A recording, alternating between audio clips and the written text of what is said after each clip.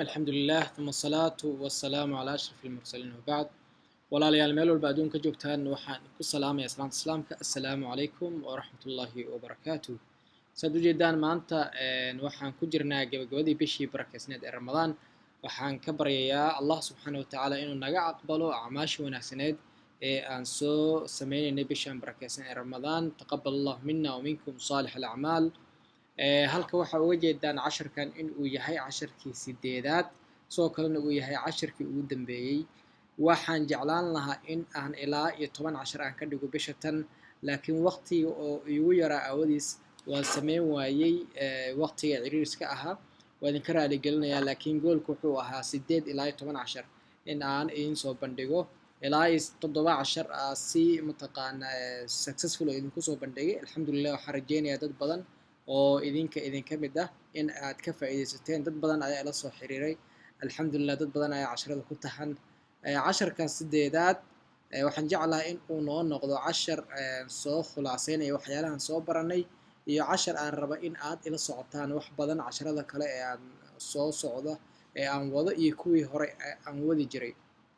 marka waxyaalo badan ayaan kasoo hadalnay xaqiiqdii casharadii goonida ahayd oo aan ka hadlaynay bishan barakeysan ee ramadaan waxyaalo badan ayaan kasoo hadalnay qofkii marka raba in uu yacni waxa weeye dabagalo ama wax badan uu ka ogaado wuu ku noqon karaa youtube-ka ay ku jiraan facebook hadda igala socotid facebook waad ka helaysaa laakiin si kooban haddaan uga hadlo casharadan aan sida kooban uga soo hadlayay casharo xaqiiqii waxa weeye information badan ama macluumaad badan ay ku jiraan marka casharkii koowaad waxaan ka hadalnay waxyaalaha la cunaayo bisha barakeysan ee ramadaan waxyaalihii ahayd in aad cuntid yacni waxa weeye markaan ka hadlayo waxyaalaha lagu talgalay inaan cuno in aad cuntid ma ahan kaliya in aad xooga saartay bisha barakeysan ee ramadaan ama bisha ramadaan laakiin xataa ramadaanka markii laga baxo waxay kuu fududeynaysaa in aad noqotid qof yacni waxyaalaha sii wada ee cuna sida yacni waxyaalaha saxda ah ee aad ka helaysid vitaminka iyo macdanta iyo cuntada fiican iyo ma garanaysaa nafaqada aad ka helaysid yacni sii wada ayaad noqonaysaa marka casharkaas waa ku noqon kartaa casharkii labaad ayaan ka hadalnay wuxuu ahaa cabitaanada fiican ee lagaa rabo inaad cabtid bisha ramadaan iyo cabitaanada lagaa rabo inaad iska daysid waxaan kasoo hadalnay cabitaanada qasan iyo ma garanaysaa kuwa sonkorta leh iyo kuwa aan fiicnayn waan kasoo hadalnay kuwa fiican ee lagaa rabo inaad cabtidna waan kasoo hadalnay marka kaasna waa ku noqon kartaa casharka saddexaad ayaan ka hadlayna wuxuu ahaa portion size-ka ama yacni qeybta aad ka cunaysid cuntada in aadan qeyb badan aad soo guranin laakiin qeyb yar mar walba soo guratid oo aad xusuusnaatid calooshaada in ay tahay sida laastiig oo kale oo mar walba ay kala baxayso oo yacni waxa weeye aad wax badan aad cuntid marka portionka cuntada aad cunaysid xaqiiqdii qeyb weyn ayay ka tahay caafimaadkaaga iyo inaad noqotid qof fit ah oo mataqaanaa wellnesskiisa uu fiican yahay casharka afraad waa cashar jeclahay inaan mar kale sii faahfaahiyo insha allah laakiin wuxuu ka hadlayo waxa la yiraahdo electrolytes waa korontada jirkaaga ku jirta iyo cuntada laga helo marka waa kasoo hadalnay jirkaaga yacni waxa weeye murqihiisa iyo unugyadiisa iyo lafihiisa meelo badan iyo maskaxda meelo badan oo waxaa jira koronto ahaan yacni ku jiro chemicals koronto ah ay ku jiraan cuntooyin laga helo oo mataqaana allah subxaana wa tacaala u sameeyayna ay jiraan oo mar walba loo baahan yahay u joogto oo qof energy leh aad noqotid qof shaqaysta qof mar walba soo taqaana active ah in loo baahan yahay cuntooyinkaas electrolyteska leh ama korontada leh inaad cuntid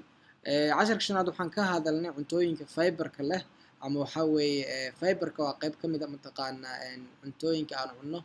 waxaa laga helaa sidoo kale carbohydrate-ka laga helaa waa cuntooyin yacni waxa weeye kuu sahlaysa in wax badan ay ku hayso waa yacni waxay jirkaaga waxay u gelaysaa si mataqaanaa adag oo yacni waxa weeye ayay si miisaan leh ay ku jirto ayay dhiigaaga u gelaysaa waqti badan ayay qaadanaysaa in jirkaaga ay ku burburto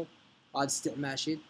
taasoo macnaheeda ay tahay in gaajo badan aysan ku qabanayn dadka yacni raba in ay culeyska iska ridaan dadka raba in yacni waxa waaye maalintii ay si fiican u shaqeeyaan cuntooyinka fiberka leh ayay cunaan oo looga baahan yahay qaar ka mid a cuntooyinka waa soo sheegay waana sii sheegi doonaa hadduu alla idmo qodobka lixaad waan ka hadlayna waxaa weeye proteinka iyo faa'iidada uu leeyahay iyo proteinka fiican meesha laga helo iyo yacni anaga badana inaan u naqaano proteinka in laga helo keliya hilibka laakiin yacni geedaha iyo cuntada yacni plant based dietka la yiraahdo in protein fiican laga helo waxaan kusoo sheegnay smoothieska ama shakeska ama yacni shakeska la sameysto si smoothiga la sameysto in iyagana macnaha waxa weeye waxyaalaha ugu fiican ee laga sameysan karo waa cabitaanada qasan ee sida fiican loo diyaariyay iyagoo cabitaano fiican aad mar walba xooga saaraysa cabitaanada yacni sonkorta leh iska dhaafaysid kuwa yacni aan faa'iido lahayn iska dhaafaysid smoothigan shakeska badanaa wuxuu u badan yahay cuntooyinka qudaarta leh cuntooyinka fruitka leh in la iska ilaaliyo ayaa fiican sababtoo waxaa ku jira sonkortaasna hadhowtii sonkor caadi isku beddelaysaa marka mar walba fruitka waxa uu ku fiican yahay in isagoo qoloftiisa leh aad cuntid laakiin sida spinachka yacni avocadada waxyaalahaas cucumberka qajaarka waa waxyaalahaas waa qasan kartaa waa qooshan kartaa waana soo sheegnay casharkii ugu dambeeyay haddaad xooga saartid marka casharadan toddobada ah waa casharo xaqiiqi as leeyahay wax badan ayuu qof ka faa'iidi karaa haddii uu xooga saaro laba shardi ayaa muhiima qofka inuu ogaado markuu casharadan caafimaad ku saabsan iyo cuntadii caafimaad ku saabsan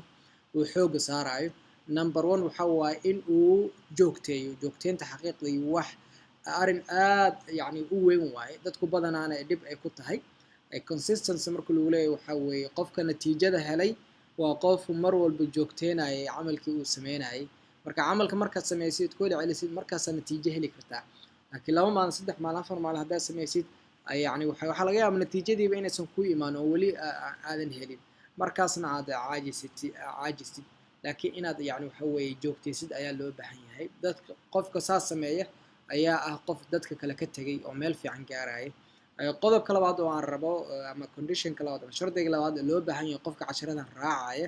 ee raba inuu meel fiican noloshiisa ka gaaro waxa weeye commitment waxay dhahaan ama waxa weeye in qofka waxa waaye cahdi uu la yimaado waxa weeye ballanqaad adag uu la yimaado oo uu la yimaado go-aan adag uu la yimaado uusan yacni wax walba oo kugu dhaca saaxiibada familigaaga dadkaa la joogtid haddii cunto qaldan ay cunayaan in go-aankaaga aad ku dhegtid oo waxa weeye ballantaada aad ka soo baxday qofkaas ayaa guuleysanaya qofkaas ayaa waxa weeye caafimaad fiican ku mataqaana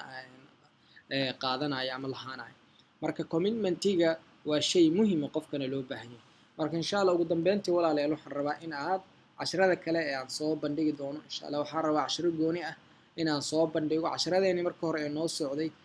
waxa uu marayay casharkii ugu dambeeyay casharkii 55aad